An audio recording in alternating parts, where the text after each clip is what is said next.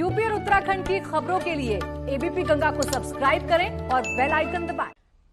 साथियों, कोरोना के इस कालखंड में देश ने देखा है कि कैसे डिजिटल भारत अभियान ने जनधन बैंक खातों ने, रुपे कार्ड ने लोगों की कितनी मदद की है। लेकिन आपको याद होगा, जब यही काम हमारी सरकार ने शुरू किए थे तो ये लोग इनका कितना विरोध कर रहे थे। इनकी नजरों में देश का गरीब, देश के गांव के लोग अनपढ़ थे, अज्ञानी थे। देश के गरीब का बैंक खाता खुल जाए, वो भी डिजिटल लेन देन करें, इसका इन लोगों ने हमेशा विरोध किया। साथियों, देश ने ये भी देखा है कि जब वन नेशन वन टैक्स की बात आई, जीएसटी की बात आई, तो फिर ये लोग फिर विरोध करने के लिए मैदान में आ गए। जीएसटी की वजह से देश में घरेलू सामानों पर लगाने वाला टैक्स बहुत कम हो गया है। ज्यादातर घरेलू सामाने, रसोई के लिए जरूरी चीजों पर टैक्स अब या तो नहीं है या फिर 5% से भी कम है। पहले इन्हीं चीजों पर ज्यादा टैक्स लगा करता था, लोगों को अपनी जेब से ज्यादा पैसे खर्च करने पड़ते थे। लेकिन आप देखिए, इन लोगों को जीएसटी से भी परेशानी, ये उसका मजाक उड़ाते हैं, उसका विरोध करते हैं। साथियों, ये लोग न किसान के साथ है, न नौजवान के साथ, और न ही देश के वीर जवान के साथ है।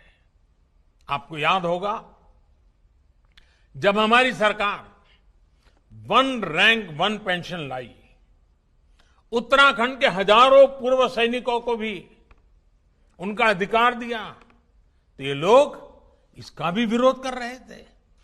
वन रैंक वन पेंशन लागू करने के बाद से सरकार पूर्व सैनिकों को लगभग 11,000 करोड़ रुपए एरियर के तो दे चुकी है। यहां उत्तराखंड में भी 1 लाख से ज्यादा पूर्व सैनिकों को इसका लाभ मिला है। लेकिन इन लोगों को वन रैंक वन पेंशन लागू किए जाने से हमेशा दिक्कत रही। इन लोगों ने वन रैंक वन पेंशन का भी विरोध किया।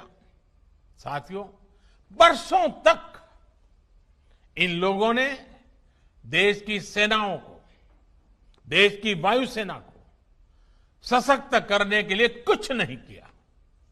वायुसेना कहती रही कि हमें आधुनिक लड़ाकू विमान चाहिए, लेकिन ये लोग वायुसेना की बात कभी नहीं सुनी, उसको नजरअंदाज करते रहे।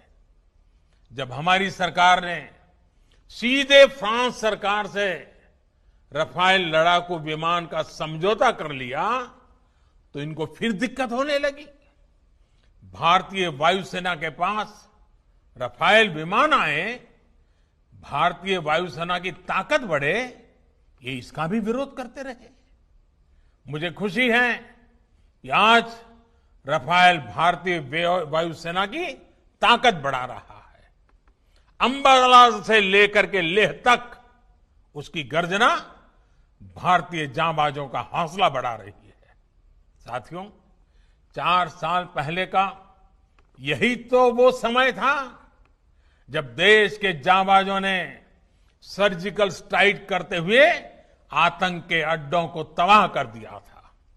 लेकिन ये लोग अपने जांबाजों के साहस की प्रशंसा करने के बजाय उनसे ही सर्जिकल स्ट्राइक के सबूत मांग रहे थे।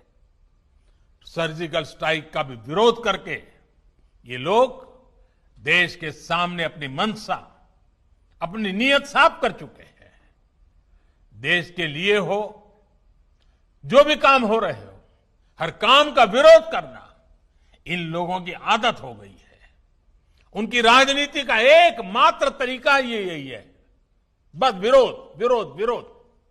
आप याद करिए, भारत की पहल पर जब पूरी दुनिया अंतर्राष्ट्रीय योग दिवस मना रही थी, पूरे विश्व में भारत गर्व कर सकता है योग पहुंच चुका है, तो ये भारत में ही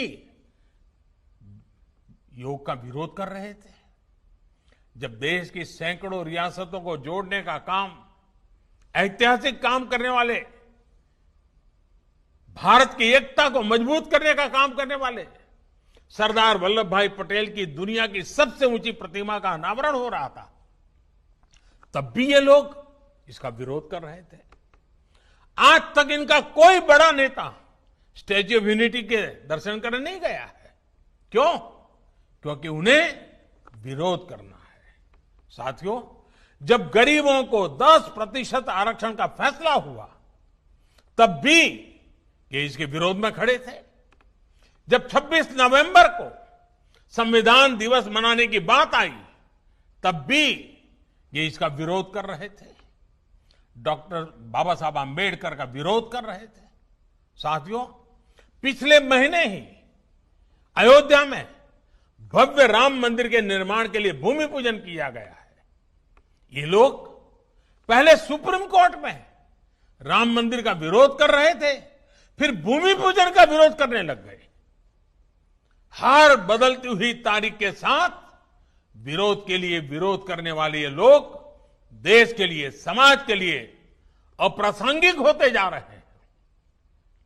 इसकी छटपटाहट है, बेचैनी है, हताशा है, निराशा है। एक ऐसा दल जिसके एक परिवार की 4 पीढ़ियां जिसने देश पर राज किया, वो आज दूसरों के कंधों पर सवार होकर देश हित से जुड़े हर काम का विरोध करवाकर अपने स्वार्थ को सिद्ध करना चाहता है। साथियों, हमारे देश में अनेकों ऐसे छोटे छोटे दल हैं जिन्हें कभी सत्ता में आने का मौका नहीं मिला। अपनी स्थापना के लेकर अब तक उन्होंने ज्यादातर अपना समय विपक्ष में ही बिताया है। इतने वर्षों तक विपक्ष में बैठने के बावजूद उन्होंने कभी देश का विरोध नहीं किया, देश के खिलाफ काम नहीं किया। लेकिन कुछ लोगों को विपक्ष में बैठे कुछ वर्ष ही हुए हैं, उनका तौर तरीका क्या है, उनका रवैया क्या है, वो आज देश भली भांति समझ रहा है, देश उसको बहुत बारीकी से देख रहा है। इनकी स्वार्थ नीति के बीच आत्मनिर्भर भारत के लिए बड़े रिफॉर्म्स का ये सिलसिला देश के संसाधनों को बेहतर बनाने का ये सिलसिला देश हित में है, देश की गरीबी से मुक्ति के अभियान के लिए है, देश को ताकतवर बनाने के लिए है, और ये निरंतर जारी रहेगा।